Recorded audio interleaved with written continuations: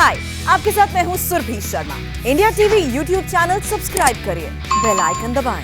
के बारे में बात कर रहे हैं, उनके बारे में जानने की कोशिश कर रहे हैं और जितना उनका जिक्र आ रहा है उसमें सबसे ज्यादा उनकी फैसलों को लेकर जिक्र किया जा रहा है। यानी उनकी एक ऐसी धमक थी कि ना सिर्फ वो प्रशासनिक फैसले लिए जाने की वजह से याद किए गए, बल्कि लोगों के साथ उनका जुड़ाव था और उनके फैसलों से ये हर बार साबित भी हुआ। सुरभि, आपने एक बहुत अच्छे शब्द का प्रयोग पहले ही कर दिया और उसमें आपने वॉल्यूम्स बोल दिए। वो है कि धमक थी, उनके व्यक्तित्व में एक धमक थी। अब वो धमक ऐसी थी, इतनी नेचुरल थी जैसे अडवाणी जी में संजीदगी बहुत नेचुरल है, कंपोजिट। इसी तरह से कल्याण सिंह जी में एक धमक थी उनके व्यक्तित्व की। एक ऐसी अदा थी कि वो जहां भी बैठते थे तो वो दूसरे लोग अपने आप छोटा अनुभव करने लग जाते थे। उन्होंने सबसे बड़ी चीज जो भाजपा को दी कि उन्हें राम को और पिछड़े वर्गों को एक साथ जोड़ दिया। इसके पहले भाजपा जनसंघ के जमाने से अपर कास्ट की पार्टी मानी जाती थी और पिछड़े वर्गों के लोग हिंदुत्व विरोधी और राष्ट्र विरोधी विचारधारा के जो नेता थे उनके साथ हो जाते थे मजबूरी में, क्योंकि उनको अपना नेतृत्व भाजपा और जनसंघ में दिखाई नहीं देता था।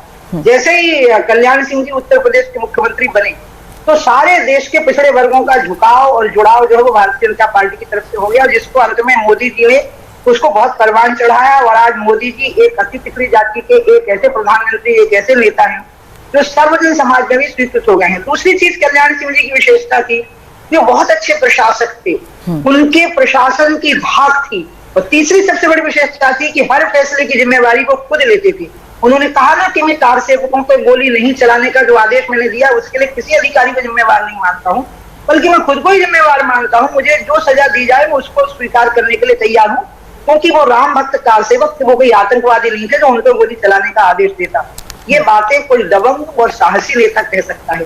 उनके व्यक्तित्व में साहस और उनके व्यक्तित्व में सिद्धांत निष्ठा उनके व्यक्तित्व के स्वाभाविक अंग थे, और सिद्धांत निष्ठा और साहस के कारण ही उनके व्यक्तित्व में एक दबंगी थी, एक भाग थी। और जो आपने शब्द का प्रयोग किया जिसमें आपने एक बहुत बड़ा पैकेज बोल दिया, वह है कि उनके व्यक्तित्व की एक धमक थी।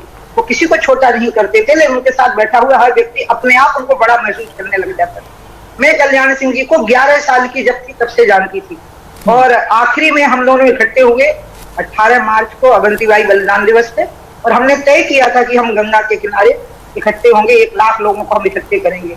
मुझे दुख है कि कल जब मैं अंत्येष्टि में उनके शामिल होने के लिए जाऊंगी, मैं जा रही हूँ उनके अंत्येष्टि में शामिल होने के गंगा के किनारे, तो मैं एक दुखद अध्याय में उनके साथ गंगा के किनारे में खड़ी होंगी।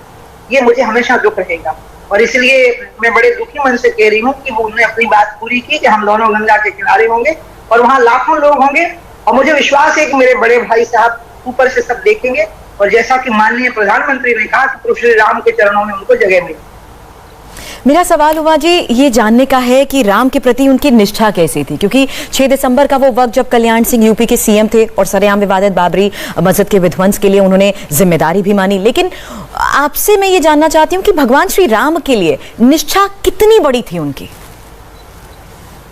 राम जन्मभूमि आंदोलन में राम का जो नाम है ना, उसके 2 आयाम हैं। एक है भक्ति का भाव, अध्यात्म का भाव, दूसरा है राष्ट्रवाद का भाव। अयोध्या आंदोलन के पीछे जो मुख्य प्रेरणा थी वो राष्ट्रवाद था कि बाबर ने नमाज के लिए तो दूसरी जगह भी मस्जिद बन सकती थी, वहीं क्यों बनाई? यानी हमारा अपमान करने के लिए, हमारे देश का अपमान करने के लिए बनाई। ये जो भाव था, इस भाव से जो आत्मविश्वास आता था लड़ने वाले के मन में कि मैं अपने देश के लिए लड़ रहा हूँ, उनके अंदर ये भाव था। आस्था तो वो थी ही, आस्थावान तो वो निजी जीवन में थे, मतलब जो पर्सनल कन्विक्शन उनका था हिंदुइज्म पर, वो एक अलग बात थी।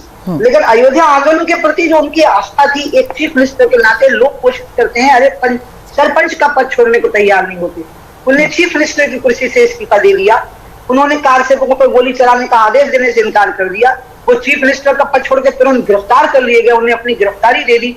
ये सामान्य बात नहीं है। इसलिए उनकी जो राम भक्ति थी उसमें राष्ट्र भक्ति और राम भक्ति दोनों का मेल था। व्यक्तिगत तौर पर राम भक्ति थी, लेकिन राजनीतिक तौर पर उसमें एक राष्ट्र भक्ति का भाव था, राष्ट्रीय स्वाभिमान का भाव था, राष्ट्रीय आत्मसम्मान का भाव था।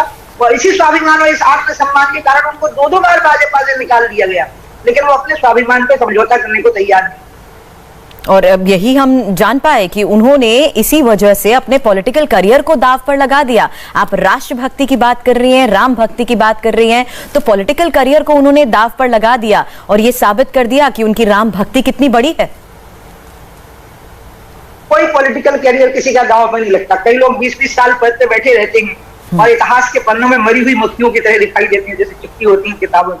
और कई लोग ऐसे होते हैं कि थोड़ी देर के लिए ही होते हैं, जैसे लाल बहादुर शास्त्री थे, प्रधानमंत्री बने थोड़ी देर के लिए, लेकिन आज तक जय जवान जय किसान का जो नारा है और लाल बहादुर शास्त्री की जो धमक है वो इंदिरा जी के बराबर इससे ज्यादा होगी। इसलिए कई लोग के लिए कैरियर का कोई मतलब नहीं होता, मतलब ये होता है कि वो किस मुद्दे के लिए लड़े और उस मुद्दे पर उनको कितना समर्थन मिला और कितना सम्मान मिला और उनकी साख कितनी रही। पॉलिटिक्स में लोगों के मन में जो क्रेडिबिलिटी है वो इस पे होती है कि आप अपने कन्विक्शन में डगमगा गए या आप उसके ऊपर कायम रहे। कल्याण सिंह उसके ऊपर कायम रहे, मोदी जी उसके ऊपर कायम रहे। इसलिए आज मोदी की धमक, जैसे कल्याण सिंह जी की धमक उत्तर प्रदेश को भारत की राजनीति में थी, आज मैं कह सकती हूँ कि मोदी जी की जो वो धमक आज अंतरराष्ट्रीय राजनीति में। बिल्कुल, और यहाँ इसीलिए वो भी अपने फैसलों की वजह से एक बड़ी पहचान बनाते हैं। मेरा सवाल उमा जी, उस वक्त के हालात को लेकर भी है समझना जरूरी, क्योंकि एक तरफ जहाँ उस वक्त के हालात में चिंतन मंथन हो रहा था, ऐसे वक्त में उनका अपना इस्तीफा देने का फैसला भी, उसको लेकर भी सवाल जरूर उठे थे और चौंक भी गए थे लोग। वो व्यक्ति ही ऐसे थे, उनके लिए पद का महत्व था ही नहीं। वो इतने बड़े व्यक्ति थे कि पद उनसे बड़ा हो जाता था, मतलब उनके बैठने से मुख्यमंत्री की कुर्सी को गरिमा मिलती, क्योंकि वो इतने गरिमापूर्ण, इतने बहादुर व्यक्ति थे। हमने भी उनसे सीखा, मैंने भी तिरंगे की शान के लिए छोड़ दिया और उसमें मैंने भाई साहब का नाम लिया, बाबूजी का नाम लिया। तो व्यक्ति ही इतने बड़े थे और आप सोचिए कहाँ राम का नाम, कहाँ राष्ट्र की मर्यादा, कहाँ राष्ट्र का स्वाभिमान और कहाँ मुख्यमंत्री की कुर्सी। वो आदमी इतना बड़ा था, हिमालय के जैसा। ये बहुत बड़े लोग हैं साहब, और मेरी बड़ी इच्छा है कि ऐसे बड़े लोगों के जीवन से प्रेरणा लेके इस देश के लाखों नौजवान, आप जिस प्रकार से डिबेट छिड़े हो और उनके बारे में पूछ रहे हो, तो आप याद दिला रहे हो कि ऐसा भी समय था जब एक व्यक्ति ने मुख्यमंत्री की कुर्सी एक सेकंड में छोड़ दी। ये कहिए कि राम का नाम बड़ा होता है, उसके सामने मुख्यमंत्री की कुर्सी बड़ी नहीं होती है। कार से उनको गोली चलाने का आदेश देने से इनकार कर दिया। उन्होंने कहा कि वो कश्मीर के आतंकवादी नहीं थे, और मैं जिम्मेवारी लेता हूँ कि इसके लिए कोई पुलिस का अधिकारी जिम्मेवार नहीं है, ना प्रशासन, मैं जिम्मेवार हूं, मुझे इसके लिए फांसी चढ़ा दो। इसलिए शासन और प्रशासन उन पर फिदा था और वो जो कहते थे वो करने को तैयार रहते थे। इसलिए वो law and order Uttar Pradesh का सबसे अच्छा लॉ एंड ऑर्डर अगर कभी रहा है मेरी अपनी जानकारी में, तो कल्याण सिंह जी के मुख्यमंत्री काल में रहा।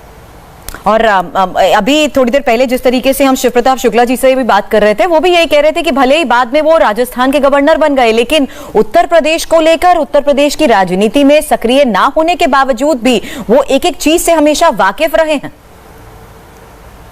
वो पता है, मैं क्या बताऊं, अटल जी और कल्याण सिंह ये दो लोग ऐसे थे कि ये पद हो या ना हो ये बड़े ही रहते थे। जैसे बब्बर शेर है, वो शेर ही रहेगा, अब वो कभी हिरण नहीं बनेगा, तो शेर ही रहेगा। थोड़ा सा भी दिखाई दे जाएगा जंगल में तो बाकी सब थम जाते हैं। फिर वो तो थे ही ऐसे, उनके व्यक्तित्व में मेरी ऐसी खूबी देखी थी कि वो कहीं आकर के थोड़ी देर बैठ ही गए तो दूसरे लोग अरे कल्याण सिंह जी आ गए, अरे कल्याण सिंह जी आ गए। और ये बात कहाँ से पैदा होती है? ये बात पैदा होती है कि आप खुद में कितनी दम रखते हैं। जितना आप खुद के अंदर दम रखेंगे, सामने वाला आपकी धमक को उतना ही मानेगा। और इस दृष्टि से कल्याण सिंह जी और अटल बिहारी वाजपेयी जी एक भारत की राजनीति के अद्वितीय उदाहरण। उमा जी, आपने हमें वक्त दिया, उसके लिए बहुत बहुत शुक्रिया आपका। जान पा रहे हैं हम और कल्याण सिंह। हाय, आई एम सुरभि शर्मा। खबरों से अपडेट रहने के लिए India TV YouTube channel subscribe करिए, साथ में बेल आइकन जरूर दबाएं। जुड़े रहें इंडिया टीवी के साथ।